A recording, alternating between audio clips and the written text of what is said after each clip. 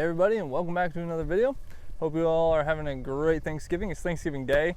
It's not too bad outside, so I wanted to film the video. It's like 30 degrees, sunny, slightly windy, so it's perfect. So today I wanted to do a 2-year review of your Sur-ron or your Segway. Good God, I thought something just jumped out at me. So today I wanted to talk about the longevity of this bike. This is a 2-year review.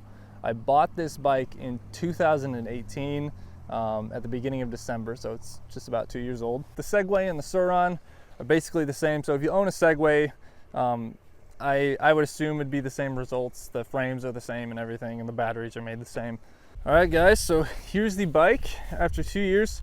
I'm not going to talk a lot about the mods. I was going to do a different video about mods that I've done to the bike, so save all your questions. But here's the bike. So after 2 years, I want to talk about the mileage and the battery life and some other things that I think are important. Things that you kind of want to look for, and I hope that this will answer. So this speedometer, just so you know, it says 28 miles on here, which is wrong. But so earlier this year, I fell during a race and broke this screen off, and I had to replace this speedometer. And when I did that, it reset all my miles.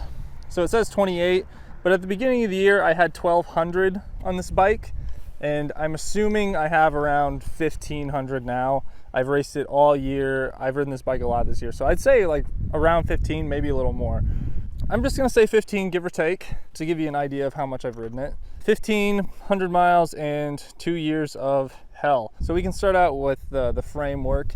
I haven't had anything cracked. There is wear, I believe, from either crashes or, yeah, these are probably from crashes or from my boots. And then I got this sticker stuff off. I did have like decals on here, and I ripped them off and tried to do something else, and I ultimately just ended up taking them all off. But I got these like booger things right here. So the frame's held up fine. I haven't had any cracking at all. I got this back down here, which is from which actually it's a little shaven, but it is from my mud guard that I usually have on here that I took off because I wanted to show you guys that. So that actually is, the paint is completely shaved off of that, but nothing wrong with the actual piece. On this side, again, see, I got like wear right here. You can see the paint coming off from either these are definitely my boots, and this is probably me rubbing up against it. So that's kind of it for the frame. Like I said, no fractures or anything. It's held up super good. Next up, I kind of wanted to talk about the battery. So this is actually my second battery. I have 2 batteries with this bike because I needed 2 batteries to finish a 90-minute race. So at the beginning of the year, I bought 2 batteries. So this is my second battery, so it's newer. It's a 2020 battery. But my 2008 battery is actually held up really good.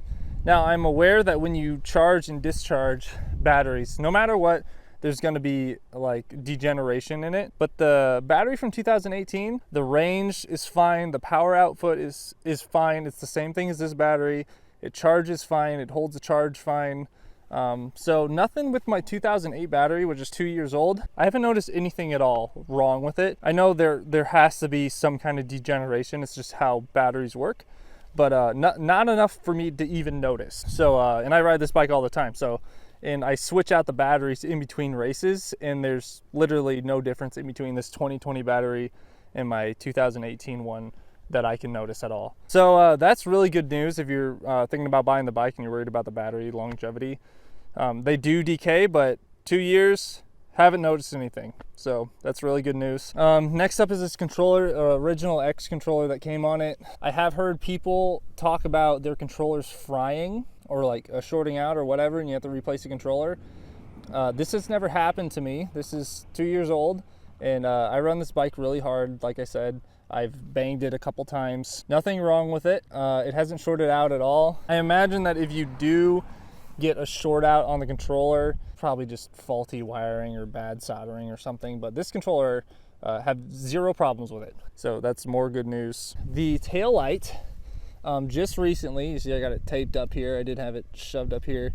Just recently, like 2 months ago, I was unhooking and hooking it up, messing with the bike, and one of the tail light little metal pieces that makes the connection to the actual battery broke off. But that is the first time in 2 years.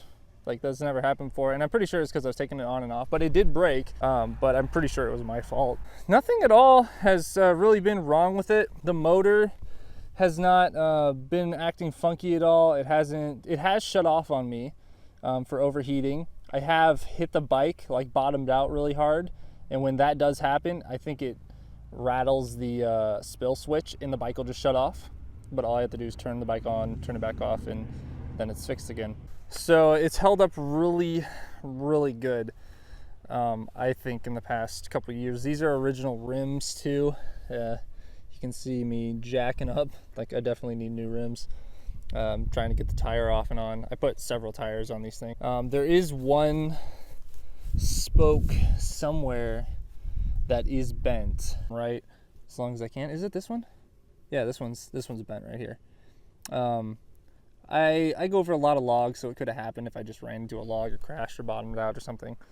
But the rims are decent rims, and I haven't had to change them. This rear shock is decent. I think it's 350 pounds or maybe 400 pounds. I did buy the 550 pound spring that I haven't put on yet, but that spring has been fine.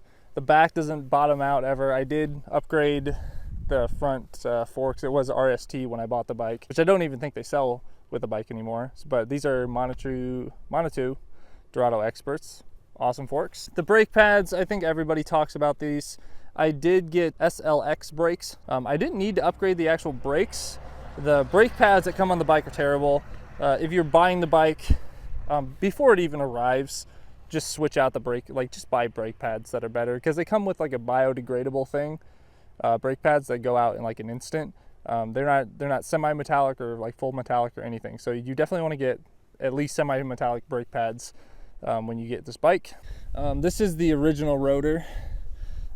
Brakes fine, never had a problem with it. I disconnected the kill switch for my brakes and for my kickstand, but I left the spillover switch. So it doesn't shut off when I hit the brakes or when I have the kickstand down. I can still rev the engine. Another thing that has broken on here is the belt. I did replace the belt with a chain. That was about at 1,200 miles. Which is a pretty long time for the belt to break, so I wouldn't worry about it too much. The chain is better. The only thing I'd keep in mind about the belt change is that it's a pain in the butt to get to this. You have to unhook these and take this whole arm off, and then yeah, it's just a bunch of stuff that you don't want to deal with. But yeah, just so you know, this did break, but it was at about 1,200 miles. So I also see a lot of people talking about these foot pegs not being good. They are wore down a little bit after the 2 years that I've ridden it, so my feet do slip. I should really switch them by now, but as of right now, they've been completely fine foot pegs. Another thing down here with the foot pegs is that these actually were coming really loose, so I put this brace in here. Actually, they sell braces nicer than this. I just cut up a piece of steel and shoved it in there, but you can buy one of these braces for like 20 bucks. All right, guys, well, that's just a quick review of the Sur-ron after 2 years. I hope this video helped you guys. Nothing really major with the bike. Nothing's broken. The batteries are great. And that's my 2-year review. Let me know what you guys think.